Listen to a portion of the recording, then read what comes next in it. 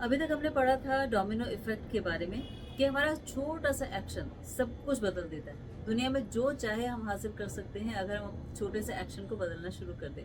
और वही एक्शन जब बाकी सबके लिए होता है, सेल्फलेस होता है, डेडिकेटेड होता है, ऑनेस्ट होता है और दूसरों के लिए होता है, तो उसे यज्ञ कहा जाता है। ये हमने 3.14 में पढ़ा था। तो 3.16 जो हमारा आज का श्लोक है, ये हमें बताता है कि अगर ऐसा हम नहीं करते हैं तो क्या होगा। और अगर नहीं करते हैं तो यकीन मानिए कि हम अपनी लाइफ में आउट ऑफ बैलेंस फील करना शुरू कर देते हैं। और आप करते भी होंगे अक्सर कि ऐसा लगता है कि हम हर चीज़ का एक सिरा पकड़ने की कोशिश करें तो दूसरा छूट जाता है, दूसरा पकड़ते हैं तो तीसरा छूट जाता है। और जो कुछ अचीव करना चाहते हैं, जो कुछ लाइफ में चाहते हैं, वो कहीं ना कहीं हो नहीं पा रहा, उसकी वजह से हम स्टक हैं। तो ये जो एक इम्बैलेंसिंग है, चाहे वो वर्क लाइफ इम्बैलेंस हो या फिर प्रोफेशनल और पर्सनल लाइफ में इम्बैलेंस हो या फिर हमारी रिलेशनशिप्स का इम्बैलेंस हो, चीज़ें आउट ऑफ कंट्रोल लग रही हों, उसका कारण क्या है और उसका निवारण क्या है, यही आज हम इस श्लोक में डिस्कस करने वाले हैं, यानी 3.16 में। कि कैसे हम लाइफ में बहुत सारी चीज़ों को जब करने की कोशिश करते हैं तो इम्बैलेंसिंग शुरू हो जाती है। और जब अपने पर्पस को समझ जाते हैं, उस पर फोकस्ड होकर काम करते हैं, तो फिर लाइफ में हमें रिजल्ट्स मिलने लगते हैं और हम उस बैलेंस को फील करना शुरू करते हैं। तो वो बैलेंस अर्जुन ने कैसे फील किया, ये हम आज के श्लोक में देखते हैं। तो श्लोक है भगवद गीता 3.16। श्लोक कहता है, एवं प्रवर्तितं चक्रम नानुवर्तति यः अघायुरी इंद्रया रामो मोघम पार्थ सजीवती। इसका मतलब है कि oh my dear Arjuna, one who does not follow in human life the cycle of sacrifice thus established by the Vedas certainly leads a life full of sin, living only for the satisfaction of the senses. Such a person lives in vain. तो इसके पर्पट में बताया गया है कि work very hard and enjoy sense gratification. ये philosophy कभी भी हमें अल्टीमेट सेटिस्फेक्शन नहीं दे सकती। इसीलिए ये कहा गया है कि therefore for those who want to enjoy this material world the above mentioned cycle of performing yajna is absolutely necessary. One who does not follow such regulations is living a very risky life, being condemned more and more by nature's law. This human form of life is specifically meant for self-realization in either of the three ways, namely कर्म योग, ज्ञान योग and भक्ति योग। तो ये तीनों में से एक चीज़ हम कर सकते हैं, या तो हम कर्म योग फॉलो कर सकते हैं, ज्ञान योग को फॉलो कर सकते हैं, या भक्ति योग को फॉलो कर सकते हैं। लेकिन हम काम ज़्यादा करें और सिर्फ अपना सेंस एंजॉयमेंट करें, ये यहाँ पर भगवान कहते हैं कि अच्छी बात नहीं है।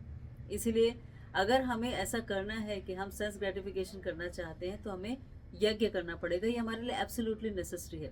यज्ञ का मतलब कि अपनी प्रिस्क्राइब ड्यूटीज़ को ठीक से करना पड़ेगा। प्रिस्क्राइब ड्यूटीज़ का मतलब जो काम हमारे हैं, जो नियत कर्म हैं, जो हमें हमारी आइडेंटिटी से जुड़े हैं, उन्हें हमें करना पड़ेगा। अब ये कौन डिसाइड करेगा कि हमारी आइडेंटिटी से कौन से काम जुड़े हैं? तो उसके लिए आप एक प्लस का साइन बनाइए और प्लस के साइन में 4 वर्टिकल्स ऊपर हैं और 4 हॉरिजॉन्टल। ये वर्टिकल्स हैं ब्राह्मण, क्षत्रिय, वैश्य, शूद्र और ब्रह्मचारी, गृहस्थ, वानप्रस्थ और सन्यासी। इन 4 वर्टिकल्स और ये जो हॉरिजॉन्टल वर्टिकल लाइंस हैं, यानी 4 वर्ण और 4 आश्रम, इनमें से कोई ना कोई हमें रेजोनेट करता है या हम उसमें से कोई हैं। या तो हम स्टूडेंट हैं, या हम गृहस्थ हैं, या हम रिटायर्ड लाइफ जी रहे हैं, या फिर हमने अपने सेल्फ रियलाइजेशन के लिए काम करना शुरू कर दिया जिसे संन्यास कहा जाता है। या फिर हम ब्राह्मण हैं, यानी हम इंटेलिजेंट हैं, इंटेलेक्ट को यूज़ करते हैं, माइंड को यूज़ करते हैं, जैसे कि लेक्चरर्स हुए, स्कॉलर्स हुए, टीचर्स हुए, जर्नलिस्ट हुए, डॉक्टर्स हुए, साइंटिस्ट हुए। या फिर हम क्षत्रिय हैं। क्षत्रिय का मतलब कि जो अपनी बहुत स्ट्रांग है और जो अपनी आर्म्स को यूज़ कर सकता है, जैसे कि जो आर्म फोर्सेस में होते हैं, जो देश की रक्षा करते हैं वो लोग, या जो एडमिनिस्ट्रेटिव सर्विसेज में होते हैं जैसे कि आईएएस हुए वो लोग। तो तीसरा हो गया वैश्य। वैश्य का मतलब जो बिजनेस क्लास है वो। और शूद्र, शूद्र मतलब जो सर्विंग एटीट्यूड को सबसे ऊपर मानते हैं, जो सर्विस इंडस्ट्री में। तो इनमें से कहीं ना कहीं हम फिट इन होते हैं, और जहाँ भी फिट इन होते हैं वही हमारे लिए नियत कर्म है। जैसे अगर आप एक स्टूडेंट हैं तो आपका नियत कर्म है कि आप अच्छी तरह से पढ़ाई करें, फोकस्ड होकर पढ़ाई करें और सोशल मीडिया पे बहुत ज़्यादा समय ना लगाएं। अगर आप एक गृहस्थ हैं तो आपकी ड्यूटी है कि आप अपनी फैमिली को पूरा बैलेंस करके चलें और जो सोसाइटी के बाकी अंग हैं यानी ब्राह्मण, वैश्य और शूद्र, उनका भी ख्याल रखें। जैसे कि अगर हम गृहस्थ हैं तो हमारी ड्यूटी हो जाती है कि हमारे घर में जो मेड सर्वेंट्स हैं या जो लोग हमारे साथ एसोसिएटेड में काम करते हैं उनके भरण पोषण का ध्यान भी हम रखें। अगर घर में कोई फंक्शन भी है तो पहले उन्हें सेटिस्फाई करें और बाकी लोगों को बाद में दें। तो ऐसे बहुत सारी ड्यूटीज़ हमारी हैं और इन्हीं ड्यूटीज़ को करना नियत कर्म कहलाता है, ये यज्ञ कहलाता है। और यही ये बताया गया है कि अगर आप सेंस एंजॉयमेंट चाहते हैं तो आपके लिए कंपलसरी हो जाता है कि आप ये यज्ञ करें, यानी अपने कामों को ऑनेस्टली डेडिकेटेडली करें और उसमें कंट्रीब्यूशन हो।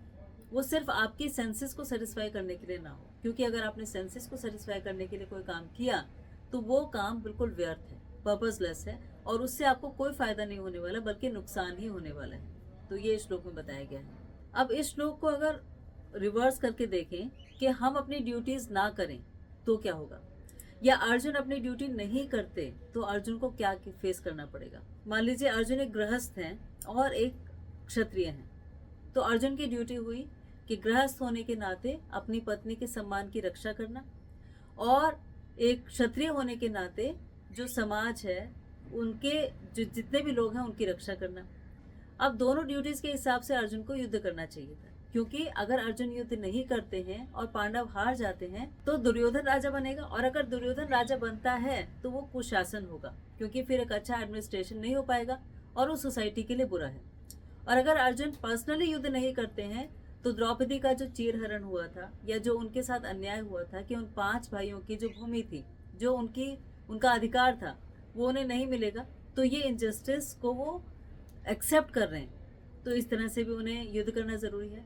तो अपने नियत कर्मों को करना यज्ञ की तरह करना, यानी सेल्फलेस होकर करना या अपने स्वार्थ से ऊपर होकर करना, ये श्लोक में बताया गया है कि अगर आप ऐसा नहीं करते हैं, अपनी इच्छाओं को पूरी करने के लिए कोशिश करते हैं, अपनी ड्यूटीज को ठीक से नहीं करते हैं, तो फिर आपकी लाइफ में बैलेंसिंग कभी आएगी ही नहीं। और अर्जुन को भी भगवान यही कह रहे हैं कि तुम्हारी लाइफ में बैलेंसिंग इसीलिए नहीं आ रही। तो जरूरी ये है कि अगर हम अपनी लाइफ का क्योस मिटाना चाहते हैं, अगर इम्बैलेंस्ड फील कर रहे हैं, तो अपनी लाइफ को बैलेंस करने के बारे में सोचें। ये सोचें कि हमारा क्या काम है, क्या ड्यूटी है या क्या पर्पस है हमारी लाइफ का, और क्या हम उसे पूरा कर रहे हैं नहीं कर रहे हैं। और अगर नहीं कर रहे हैं तो वही हमारी इम्बैलेंसिंग का कारण है।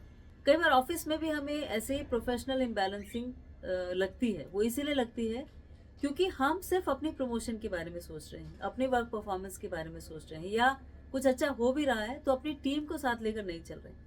जब हम टीम को साथ लेकर चलना शुरू कर देते हैं तो हमारी लाइफ बैलेंस होने लगती है और प्रोफेशनली हम ज़्यादा सेटिस्फाइड फील करते हैं। इसीलिए हर जगह ऑनेस्टी, डेडिकेशन और अपने काम को ठीक से करना, ये सबसे ज़्यादा इम्पोर्टेंट है। इसको दूसरे तरीके से सोचें तो मान लीजिए कि अगर आप गाड़ी लेकर बाहर निकले हैं ऑफिस जाने के लिए और ट्रैफिक के नियमों का पालन नहीं करते हैं, तो आपके ट्रैफिक का नियम का पालन ना करने की वजह से एक्सीडेंट हो सकता है। एक्सीडेंट हो सकता है, सारा ट्रैफिक जैम हो सकता है, आप अपनी लेन में नहीं चलते हैं तो सारा ट्रैफिक उससे स्टक हो सकता है और सारी चीज़ें बिगड़ जाएंगी।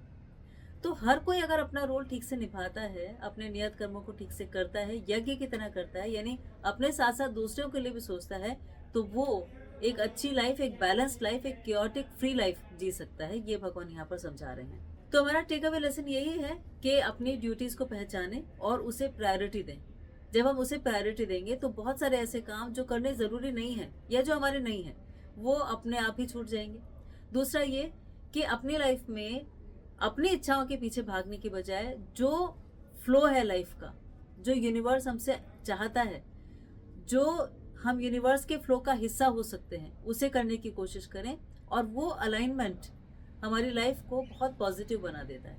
इसीलिए आपने देखा होगा कि बहुत सारे लोग जो सोसाइटी में कंट्रीब्यूट करते हैं या कुछ भी ऐसा करते हैं जो अच्छी सर्विंग है, सबके लिए बेनिफिशियल है, वो हमेशा उन लोगों से ज़्यादा खुश रहते हैं जो सिर्फ अपने लिए जी रहे हैं।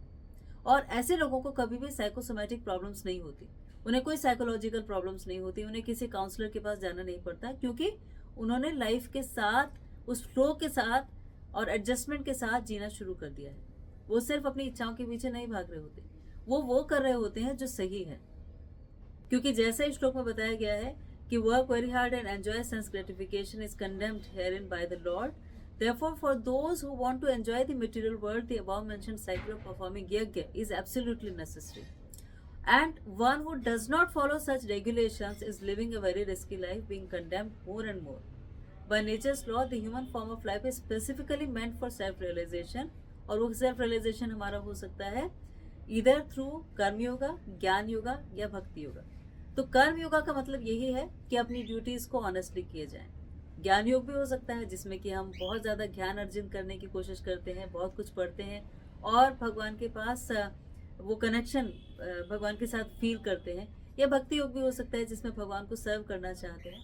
लेकिन अगर आप कर्म योग चाहते हैं तो कर्म बंधन में बंधने की बजाय अगर आप इस तरह से काम करेंगे जो लाइफ के साथ अलाइंड है, उसी फ्लो में है, तो आप ज़्यादा अच्छी तरह से अच्छी लाइफ जी सकते हैं. तो ये श्लोक से हम सीखते हैं. उम्मीद है कि आप इसे फिर से पढ़ेंगे तो आपको ये और अच्छी तरह से समझ में आएगा. इस बैकग्राउंड के साथ प्लीज़ इसे फिर से पढ़िएगा, समझिएगा और प्रैक्टिकली आप अपनी लाइफ में कैसे अप्लाई कर सकते हैं ये सोचिएगा कि कौन कौन से काम आप पूरे दिन में सिर्फ अपने लिए करते हैं और कौन से काम ऐसे हैं जो आप सेल्फलेस होकर करते हैं, जो सिर्फ आपके भले के लिए नहीं है बल्कि बहुत सारे लोग उससे अफेक्ट होते हैं. बेशक वो एक ट्रैफिक लाइट पर सिग्नल ना तोड़ना ही क्यों ना हो. तो ऐसे छोटे छोटे काम जिंदगी को बेहतर बनाते हैं. तो आपने आज के लिए इतना समय निकाला, इसके लिए आपका बहुत बहुत थैंक यू, धन्यवाद, शुक्रिया. प्लीज़ अपना बहुत ख्याल रखिएगा और भगवत गीता को एज ए लाइफ मैनुअल पढ़ते रहिएगा ताकि आपकी लाइफ में क्लैरिटी आती जाए और आप समझते जाएं कि क्या करने से आपकी लाइफ बेटर होती जाएगी, बैलेंस्ड होती जाएगी. आप चाहें तो एक पेपर पर अपने पूरे दिन का रूटीन लिख सकते हैं और समझ सकते हैं कि कहाँ कहाँ इम्बैलेंसिंग है और इम्बैलेंसिंग है तो किस वजह से है, और वो वजह अगर ठीक की जा सकती है तो फिर उसको आप क्यों नहीं कर रहे हैं, उस एक्शन में डिले क्यों हो रहा है. जब आप ऐसा लिखेंगे तो लाइफ को बैलेंस करने की तरफ आप एक और कदम बढ़ा देंगे.